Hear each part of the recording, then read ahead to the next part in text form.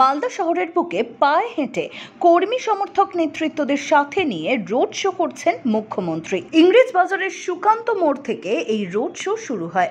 মালদার দুটি লোকসভা কেন্দ্রের দলীয় প্রার্থী, দলের বিধায়ক, বিভিন্ন স্তরের জনপ্রতিনিধি সকলকে সাথে নিয়ে রোড শোতে অংশগ্রহণ করেছেন মুখ্যমন্ত্রী মমতা বন্দ্যোপাধ্যায়।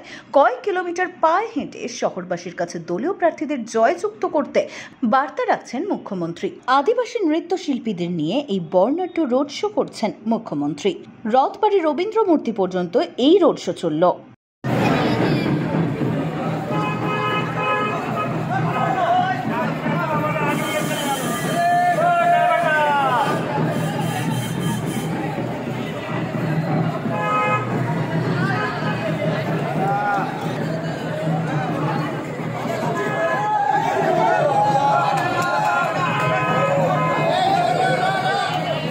মালদা থেকে তন্ময় মাহারার রিপোর্ট, এক্সপোজ বার্তা।